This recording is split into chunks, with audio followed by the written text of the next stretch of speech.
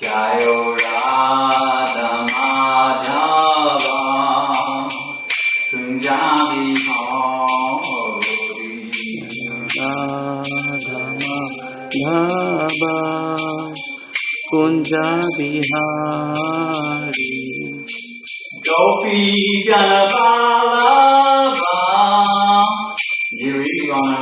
Girivanamori Gopi Janabalava Girivaradhari Yashodanandana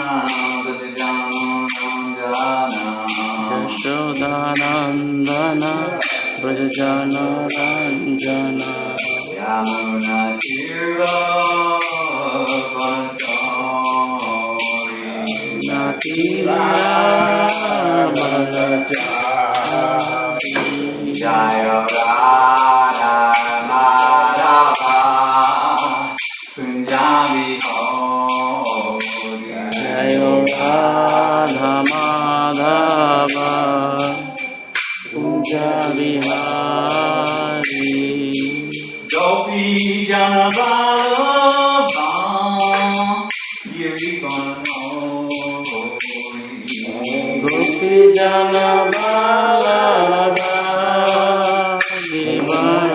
Girivaradhari Yashodanandana Brajajana Ranjana Yashodanandana Brajajana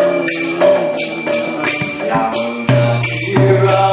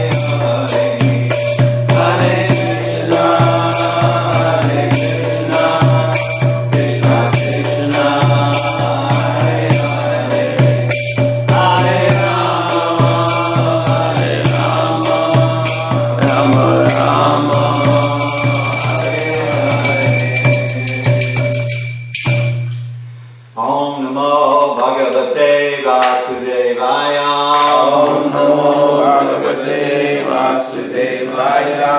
Om Namo Bhagavate Vasudevaya. Om Namo Bhagavate Vasudevaya.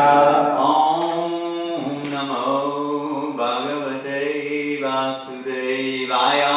Om Namo Bhagavate Vasudevaya. Narayanam Namaskritya. Narayanam Namaskritya. Naram Chaiva Narottamam. Naram Chaiva Narottamam. Devim Saraswatyam Vyasam. Devim Saraswatyam Vyasam. Tato Jayamudiraya. Tato Jayamudiraya. So I want to know, we switched, right? Yeah. It looks like it. I mean, we were still on the porch and I said, what do you want, Wednesday or Thursday? And he said, oh, whatever you want. I said, well, I'll take Wednesday. I mean, isn't that what we did? Yeah, I'm looking.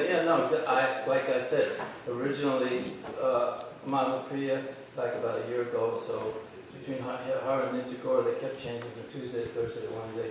Finally, the day that was settled on that, she wanted to do Tuesday, he was going to do Thursday, so I do Wednesday. Man, I did it too. I just do what no one else wants to do. Hey, don't pull the humble on me, I'm the humblest. But that's how I got this day. That's all I'm telling, that's what happened. Srimad Bhagavatam, Canto 1, Chapter 15, text number 10? 11. 11. Is it on the board? Yes.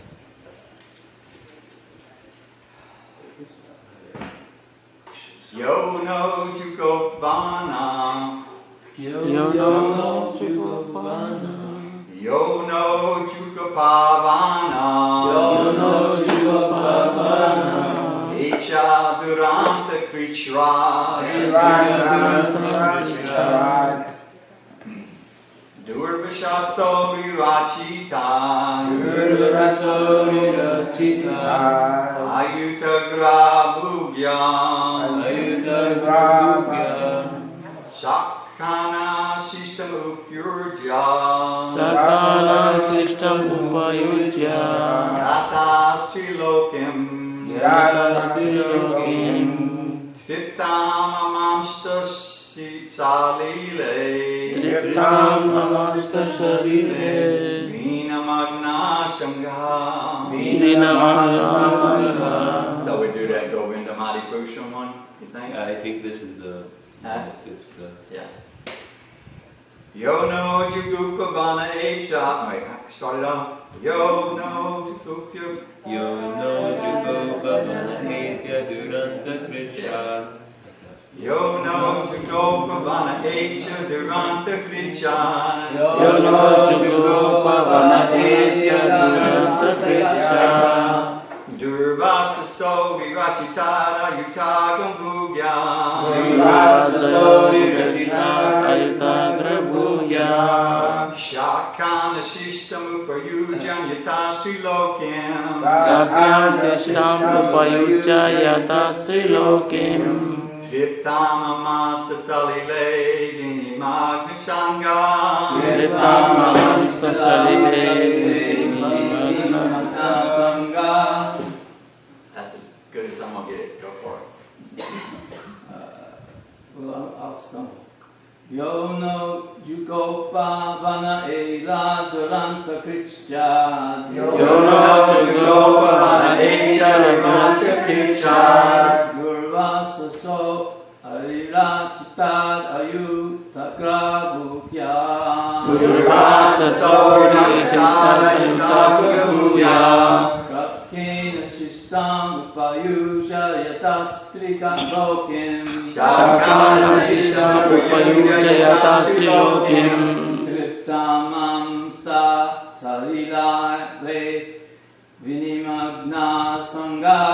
Triptam amasta salile vinimagna sangha. Yo no Jugopavana Etya Duranta Krishna. Yo no Jugopavana Echa Duranta Krishna. Durvasa Sori Rachitada Yutagra Bhugya. Durvasa so Rachitada Yutagra Bhugya. Shishtam Upayudya Yatastrilokim Shakana Shishtam Upayujayatastrilokim Triptam Amamsta Salile Vinimagna Sangha Triptam Amamsta Salile Vinimagna Sangha Yo no jugopavanayeta duranta kritra Yono Gopavanayeta Duranta Kritsha Durvasasori rachitat ayuta gravagya Durvasa Sori Rachitat Ayutagravagya Sakanna sistam upayujjayata strilokim Sakana Shishtam Upayujayatastrilokim Triptam amamsta salile vinimagna sangha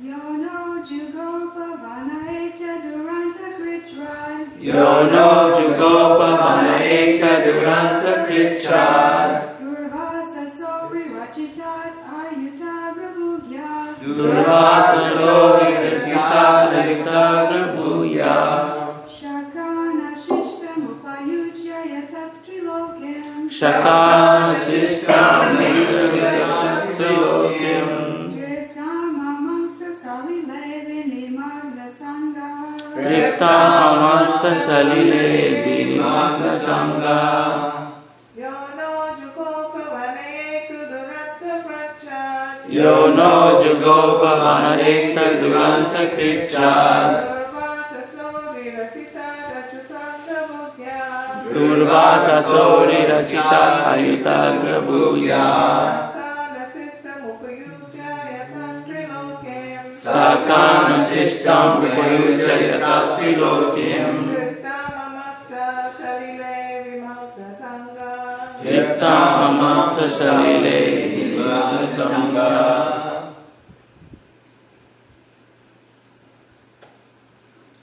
Word for word, Yah, one who, Nam, us, Jugopa, gave protection, Vane, forest, street, Hum,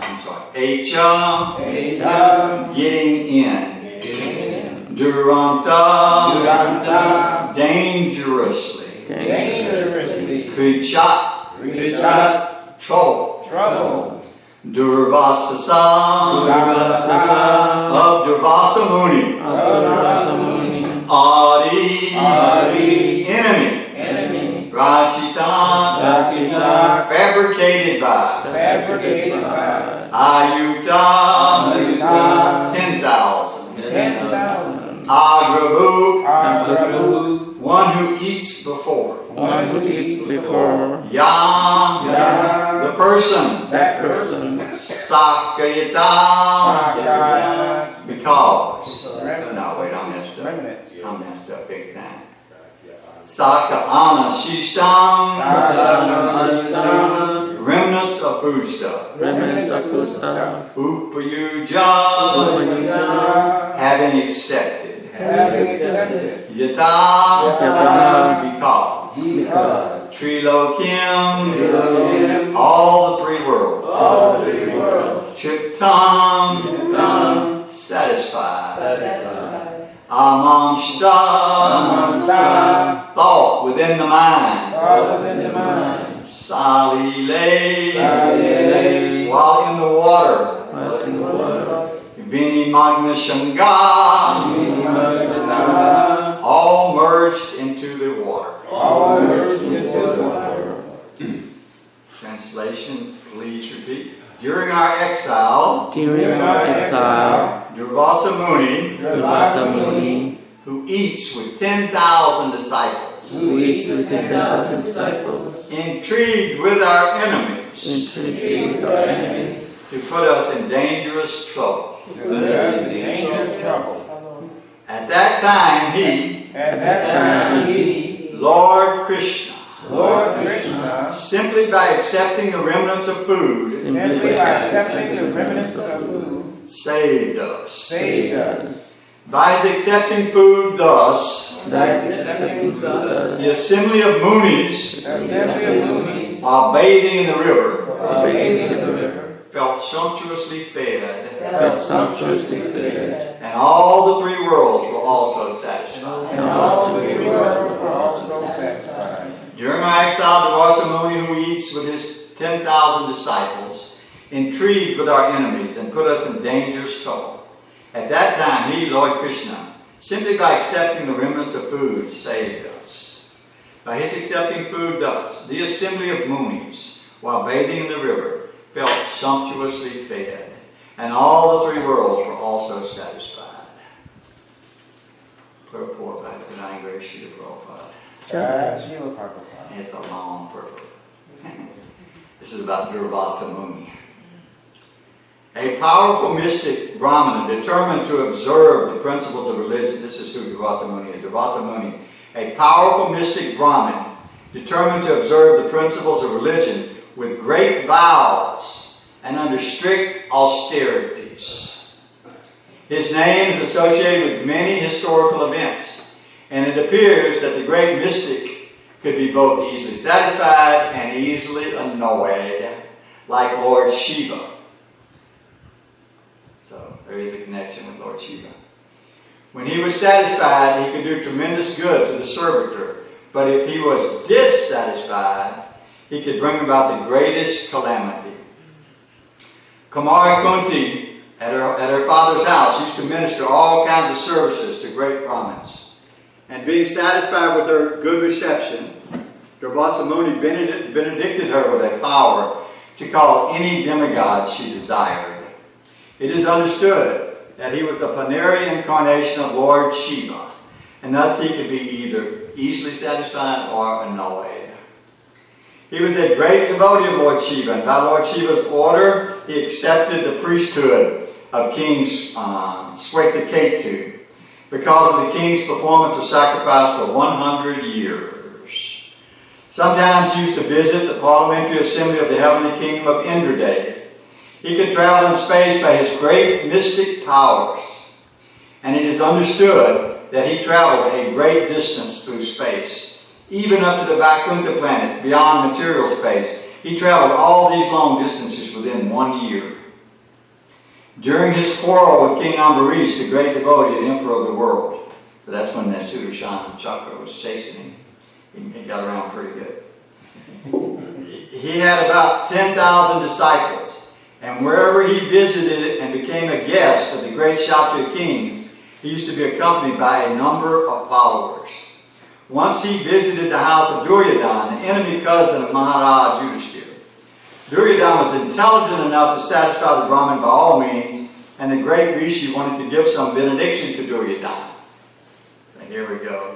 Cooked up an evil benediction. It got anything, but it's an evil twisted self. Duryodhana knew his mystic powers, and he knew also that the mystic Brahmin, if dissatisfied, could cause havoc. And thus he designed to engage the Brahmin to show his wrath upon his enemy cousins, the Pandavas. When the Rishi wanted to award some benediction to Duryodhana, the latter wished that he should visit the house of Maharaj Yudhishthira, who was the eldest and chief among all his cousins. But by his request, he would go to him after he had finished his meals with his queen, Draupadi. Duryodhana knew that after Draupadi's dinner, it would be impossible for Maharaj Yudhishthira to receive such a large number of Brahmin guests, and thus the Rishi would be annoyed and would create some trouble for his cousin Maharaj Yudhishthira. Let's see, what an evil rascal. That was the plan of Duryodhana. Dvibhuja Muni agreed to his proposal, and he approached the king in exile, according to the plan of Duryodhana, after the king and Draupadi had finished their meals. On his arrival at the door of Maharaj Yudhishthira, he was at once well received, and the king requested him to finish his noontime religious rites in the river. For by the time the foodstuffs would be prepared, Dvibhuja Muni, along with his large number of disciples, went to take a bath in the river. And Maharaj Yudhishthira was in great anxiety about the guests. As long as Draupadi had not taken her meals, food could be served to any number of guests. But the rishi, by plans of Duryodhana, reached there after Draupadi had finished her meals. When the devotees are put into difficulty, they have an opportunity to recollect the Lord with rapt attention. So Draupadi was thinking of Lord Krishna in that dangerous position. And the all-pervading Lord could at once know the dangerous position of his devotee. He therefore came there on the scene and asked Draupadi to give whatever food she might have in her stock. On her being so requested by the Lord, Draupadi was sorrowful because the Lord asked for some food and she was unable to supply it at that time. In other words, it just made everything worse. I couldn't feed Devata, now I can't feed you. She said to the Lord that the mysterious disk which she had received from the sun god could supply any amount of food if she herself had not eaten. But on that day she had already taken her meals, and thus they were in danger. By expressing her difficulty, she began to cry before the Lord, as only a woman could do in such a position. The Lord, however, asked Draupadi to bring out the cooking pots to see if there was any particle of foodstuff left. And on Draupadi's doing so, the Lord found some particle of vegetable sticking to the pot. The Lord at once picked it up and ate it. After doing so, the Lord asked Draupadi to call for her guests, the company of Duryodhana. Bhima was sent to call them from the river. Bhima said, "Why are you delaying, sirs? Come on, the food is ready for you." But the Brahmins, because of Lord Krishna's accepting a little particle of food, felt sumptuously fed, even while they were in the water. They thought that since Mahayudhishthira must have prepared many valuable dishes for them, and since they were not hungry and could not eat, the king would feel very sorry, so it was better not to go there. Thus they decided to go away. This incident proves that the Lord is the greatest mystic, and therefore he is known as Yogeshwara. Another instruction is that every householder must offer food to the Lord, and the result will be that everyone, even a company of guests numbering 10,000, will be satisfied because of the Lord's being satisfied. That is the way of devotional service.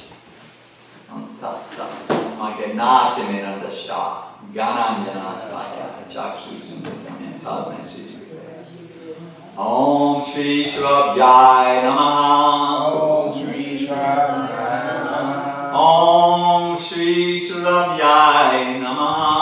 Om Shri Shravjaya Namaha. Om Shri Shravjaya Namaha. Om Shri Shravjaya Namaha. So this is an excellent verse to speak on. The purport is so wonderful because it gives a wonderful example of how the Lord always protects his devotees. And this is a wonderful awareness that we can cultivate, is that, you know, sometimes people will vilify you, some people will do this, some people will do that. But if one just stays steady on the path of bhakti, simply sincerely says one thing: I will always do my best to be honest and forthwith and to chant Krishna's names in a humble state of mind. It all begins with hearing. Srila Prabhupada points out there's 9 processes. It all begins with hearing the holy name. So the first process of purification is to hear Krishna's name, because simply by hearing Krishna's name, we become purified. Simply by hearing Krishna's name, we become purified. Purified of what? What do we have to be purified of? We have in our heart desires which are impure, material desires, material attachments. And these material desires, they contaminate the heart of the living soul. So therefore, when we try to love Krishna, to try to meditate on Krishna, there's a blockage. There's something in between us and that pure state of loving Krishna. So that has to be purified. That begins by the process of hearing. So when we're hearing and chanting, Hare Krishna, Krishna Krishna, Hare Ram, Ram Ram, Hare. We just purified so many desires. Just this moment by doing that alone. We don't have any idea how many material desires we have, but I can promise you there are a lot of them in my heart. And those material desires, they bind us to what? Another birth, another death. It's like being on one of those hamster wheels. Right? You just keep going around and around and around. It's called samsara. And there's a wheel. So we develop a desire, an attachment, maybe something. But we develop these desires and they multiply and they multiply and they multiply.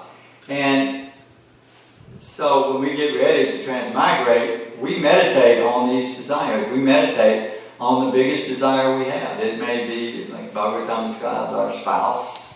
Many times we meditate on our spouse and we think, oh, how will they be taken care of? Who will take care of my wife? And then meditate and then, boom, there you are. That's how it works. No offense. It's just how Bhagavatam says it works. We develop an attraction for our spouse. And so at the time of death, we think of our spouse. So our next birth is in a body very similar to our spouse. Of course, if it's a devotee, it's not a horrible thing because you take birth as a devotee. So by Krishna's grace, that's our saving grace. That even you think of it like that, it doesn't matter. But we're speaking from the normal material world. Is that generally when people are dying, they're thinking of their wife or their kids or their pet, their dog, and then the prophet said, in your next life, you come up to your son's door and he beats you away with his shoe. That's how it works. So that's what those things do in our heart, those desires, those attachments. They stop us from what? From developing a pure state of consciousness. Our consciousness has to be pure. How do we know it's pure? You can look at it right now and you know what's in there. You know what's in your consciousness. It's polluted, generally speaking, with this thing or that thing or this thing or that thing. If we're having in our consciousness what's called pure Krishna consciousness, we're in a state of where we're very peaceful, happy, ecstatic. And it shows. You can tell, like they say, the face is a mirror of the soul, mirror of the mind. You can tell when someone is actually in a state of purified consciousness. It says in Bhagavad Gita, there's symptoms. How do you say? How do you know?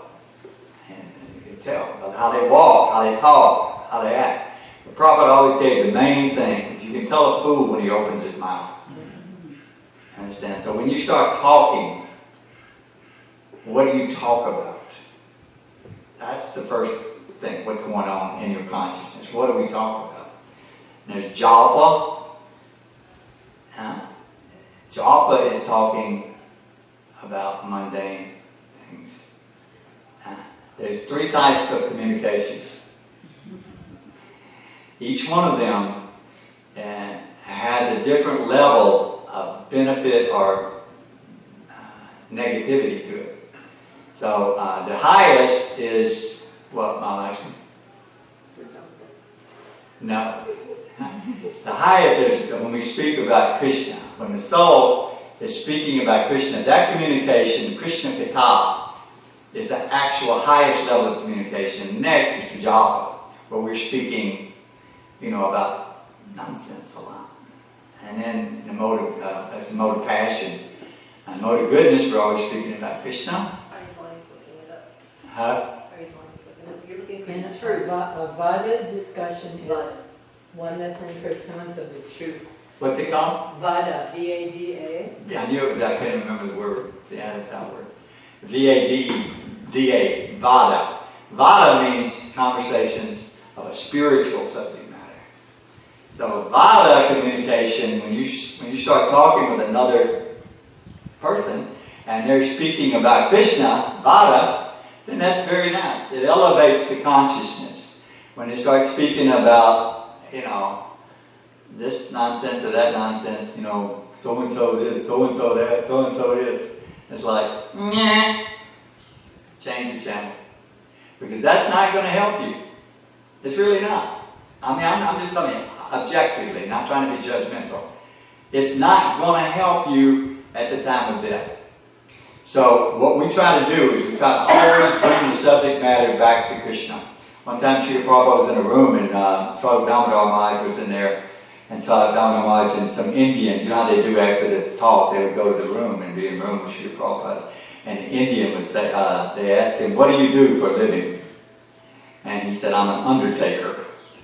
And so they were all laughing, and so Prabhupada said, what are you laughing? And the man said, Srila Damodar Maharaj said, we asked him his business, he said, undertaker. So he said, your business is always good. And they were laughing. Prabhupada said, good, yes. Krishna is all good. One should always meditate on Krishna, and he starts talking about Krishna at length. So sometimes people think that we're fanatical. Like one time this boy was on Sankirtan in New Orleans, and he said, I saw your ladies come to our sewing shop, fabric shop. And he said, we were trying to talk to them, and all they're doing is mumbling under their breath. And chanting God's names. Vada. Sound vibration which liberates and elevates their consciousness. They're not wasting their time. So Prabhupada said 24 hours a day we should be immersed in chanting Hare Krishna, Krishna Krishna, Hare Rama, Hare Rama. If we chant our rounds properly, with enthusiasm and focus, we should feel like we're just dove into a clear pool and become purified. We should feel a state of purification because we're associating with Pavitram, Krishna's supreme pure. So by associating with Krishna, we're purifying our existence. That's our goal, is to purify our existence. That's why Prabhupada taught, within and without. So in the morning you take a bath, clean your mouth, wash your body very nicely, and then the internal cleaning, the chanting, Hare Krishna, internal cleaning. So this process of being pure, we can directly, it says one can get direct perception of the self by realization. This process gives direct perception of the self. So how do you know if you're doing it right? You feel it in your heart. You feel, I am becoming purified. I am not having these crazy passion, this crazy disturbance of thinking, of fear, fear and anxiety. These things are always in our mind. Like sometimes when you start dealing with grihastas, you're dealing with money and you're thinking, oh my God, what am I with money? What's going to happen? What am I doing today? And you just you look at it and you think, man, I have this fear and it haunts me forever. It never goes away. And then you realize, Prabhupada said it clearly that the elephant is eating and the ant is eating. The big difference, So they're both eating by God's arrangement. So why wouldn't he take care of his devotee? So in this case, Queen Kunti is speaking, and she's bringing up the point that you've always saved us. You've always been there for us. You've never let us down. Just like we speak sometimes about Srila Prabhupada, how you never let us down. That's Krishna. That's how Krishna is. Krishna will not let us down. I know we think He will because we don't really trust Krishna fully in our heart. We have some doubt. It's like, oh, I got to do this, I got to do it. No. To be honest with you, the only thing we have to do is fully surrender our heart on the deepest level. Like in the case where Draupadi was being unrobed. She was holding and holding and holding, and then she just let her hands go and said, Govinda! What happened? Unlimited sorry. People may think we're making this up. This is not made. This is real. It's a fact. Unlimited sorry Krishna provided with her. So Srila Prabhupada left. What did they tell him? What did Srimati Moor, what's her name? Rarji. Yeah. What did she say? She said, you're just an old man. It's cold You're there. You're gonna die. She says, you're gonna die, old man. So she was laughing a little bit about it afterwards, you know, how it all turned out. But the point being is that, you know, Prabhupada left with $13 or something like that in his pocket, and he was much older than we are. He came to India from India here to America, a very strange place for Indian sadhu, with a box of Bhagavatams. Why did he do that? To give Lord Chaitanya's mercy to the world. Yes, but how could he do that, I should say? What consciousness did he have? Because he was always depending on Krishna. Yes, because he knew in his heart of hearts that Krishna would protect him. Just like one time Prabhupada said that when he said, there was one letter I read, he said when he was little, this Muslim attacked me with a sword. And he said, I was frightened and I ran like anything. And he said, by Krishna's grace I was saved. He said, another time I was riding in a buggy in the early morning before the sun came up, and the buggy hit a log in the road and everything went topsy-turvy. He said, by Krishna's grace I landed just like I was sitting. He said, Krishna saved me again. He said, another time a stray cow came for me and gored me to try to kill me. He said, again I was saved by Krishna. He said, just like when Krishna was small, so many demons came for him. He said, in the same way, they came for me. He said, but that's a story for another day. So this is the Leela of the pure devotee. It's not some, boring, theocratic, sit in a room. It's about an exciting adventure of total dependence on the Lord. We see these devotees, like Indra Swami, goes to these remote places in the world. Right?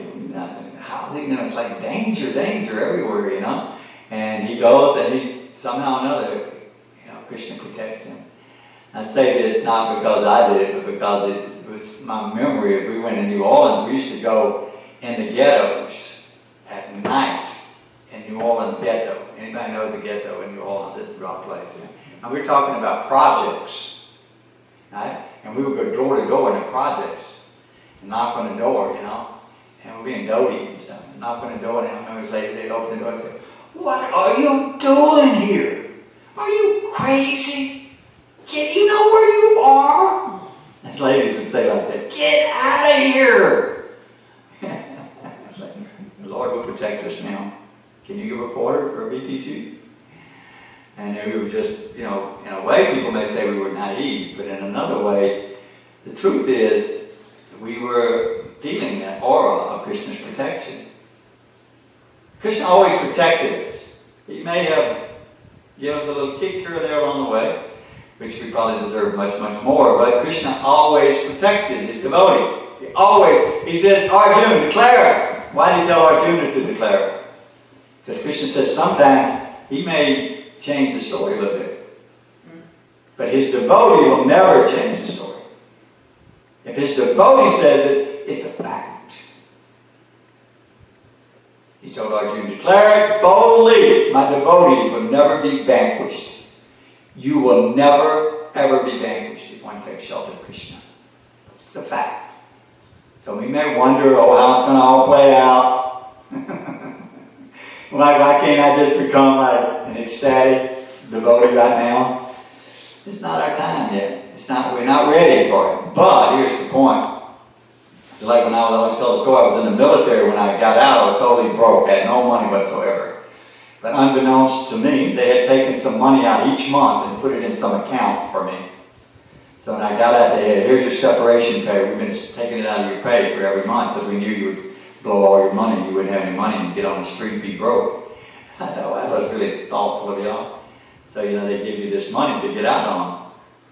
You didn't know it was there. So in the same way, I'm thinking, when we leave our bodies, all these times around Tulsi, all these kirtans, all this time we've rendered some humble service. Krishna's got a log of all of this, right? So, he can give it to you now, or he can wait till the separation pay time. And then he can say, and you find yourself in a really, really remarkable situation. And that's our destiny. You believe it or you don't believe it. But if you follow the process, that's the destiny. If we stay in association of devotees, Prabhupada said, stay in association of devotees, remain enthusiastic, do not become morose, and Krishna will help you. I said right in front of him, he said, do not become morose, and Krishna will help you. How? By carrying what you lack and preserving what you have. We are totally dependent on the mercy of the Lord. We cannot do a dang gone thing on our own. We have no potency on our own. Just like when Arjuna, the beginning of this chapter we were reading about when Krishna left, as soon as Krishna left, what happened? Arjuna, a bunch of infidel coward men, and defeated him. Arjuna, a bunch of coward men, who had defeated the demigods. Huh? Some coward man came with some little bows and, made him run. Why? Arjuna said, because Krishna took away my potency, because I didn't need it anymore. That was Bhagavatam was pointing out, he didn't need it anymore to go back home like the guy did. He needed it while he was here for this Leela, but he didn't need to take it to his next sojourn. He's going back with Krishna, Krishna Loka. He didn't need to bring that back then. So whatever potency we get is by the mercy of the Lord, and he will always, always, always take care of his devotee, for this clearly promised. But the trick is, we have to purify our existence. We have to be careful because the desires can grow again, the weeds can grow again. We know it. They can grow just like the devotional creeper. The devotional creeper, we have to guard against it. We have to speak Vada, not Pajapa. Vada. Terms and topics about devotional service. 24 hours a day. Our service and Krishna. That's all we speak about. And this way, our hearts will become more and more purified. And then, when we're in association of great Vaishnavas, we will be at home. Yeah? You're sitting in a room full of pure Vaishnavas, you feel right at home. Because why? Because you all have the same mentality. You're in Vaikuntha. You want to just talk about Krishna. We're just not still trying to that crap that sticks in there, the material energy, the dirt, the ignorance. So, any questions or comments, please? Question. Yes. I saw the same post about the different types of talk, Yeah. and I thought about Vada. I don't know the word which would apply to personalists or Vaishnavas or devotees, but we have the word Mayavada, and then Shunyavada, Mayavadis and Shunyavadis. Yes. Talk about what is it? Shunyavadis talk about that. Impersonalism, The yeah. void. Buddhism and that, comes yeah. back. Yeah. So I don't know what the word would be. Is there a word for like Vaishnavadas or something like that? Krishnavadas or something? I don't know if there's a word, but. I don't know the But word. anyways, materialist, it could be materialistic but more to goodness, and that was the interesting thing. Yeah, very nice. I also remember that. That's Yeah, what it's a root, I guess. It must be a Sanskrit root word. Yeah. Yes. yeah. Yes. And then the next one is called Jalpa. Yeah. And that it pertains to, in this context that Jiva Goswami was explaining, it was pertaining to discussions, which you're saying talk, but actually discussion and exchange. And then Jalpa is Of course, there's the word kajalpa, but jalpa is in the mode of passion, and it's one person is only interested in being heard. They're not concerned about anybody else's perspective. And then the last one, which is in the mode of ignorance, is called vitanda. And in this version of the truth has no value, and one simply wants to win at all costs. Yes. So, The truth has truth, no the value. truth has no value. The word is vitanda, V-I-T-A-N-D-A. Yeah, that's what you see a lot in the material world, just they lie. They say anything to make themselves look better. We have the prefix V, like V karma is bad karma. Yeah. Yeah, so, and Vijnana is realized knowledge. Realized So knowledge. I heard it that V means special kind. Means what? Special kind. And Special kind of kind. karma is bad karma. Special kind of, what's the other one I just now said? Knowledge. Special kind of knowledge is when you realize it. Yeah. So V Tanda, so that if we could know what Tanda is, we'd have it all figured out. Yeah. No, and it's all there. That's right. It's a living language. Sanskrit is a very deep, meaningful language. It all has this flowing connection with it. If we could, it's spoken, of course, in the higher planets. Yes, Mother? And just, you were talking about coming to that platform of really depending on Krishna. That, in the process of devotional service, there's this stage called nishta, which means firm faith. But that comes after anartha-nivritti, which is getting rid of all these cleaning the heart, things. Cleaning the heart, getting rid of.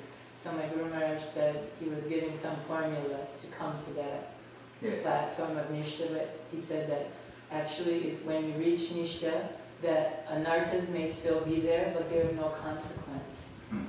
They're not troublesome at that point. There may be some residual effect, but you've surpassed. It's like the thief with the bags. You move them around a little bit, but they don't.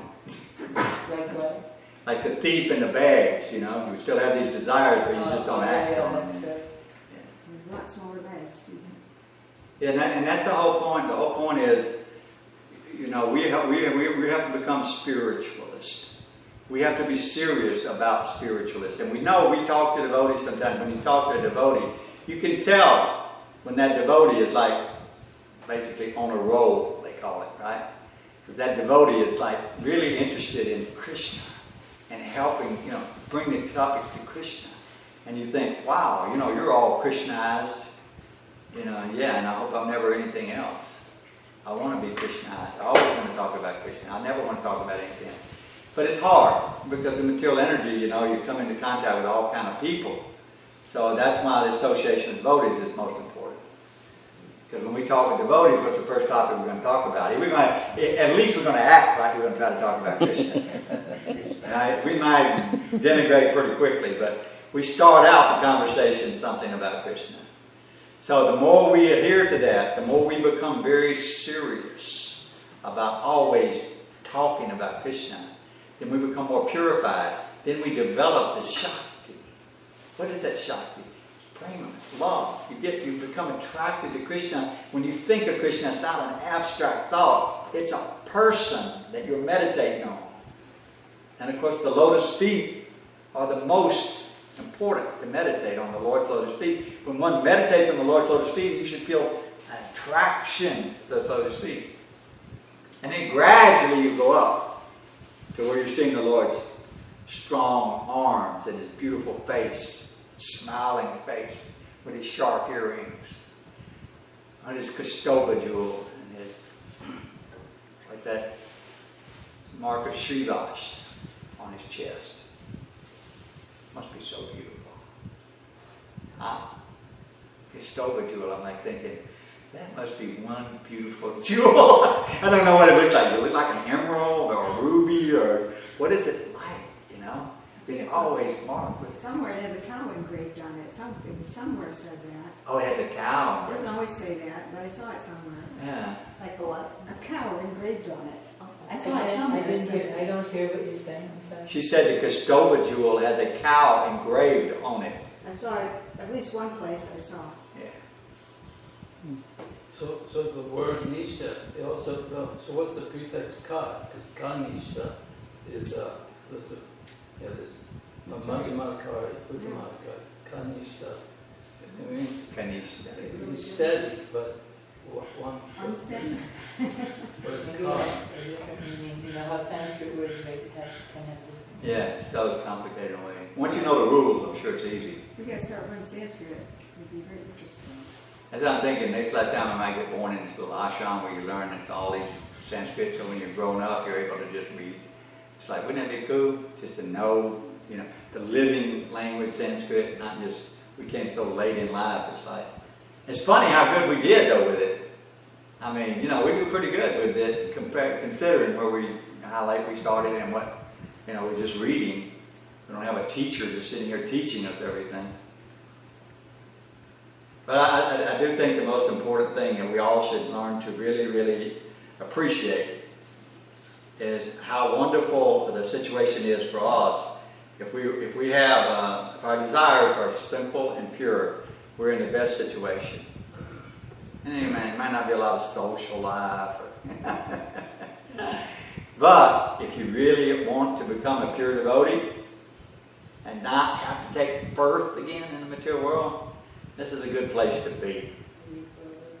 It's a simple, pure, holy Dham with which everything is maintained nicely. We put a lot of emphasis on maintaining the temple very nicely. And sometimes people don't understand why. But the fact is, this is the only real significant thing we're doing. Without the deities and without this process of deity worship and kirtan, and we'll quickly, Prabhupada said, quickly fall back down again. Right back out there. Talking Prajapa all the time instead of Vada. Anybody else? How about you, Steve? You got something to say? Valerie?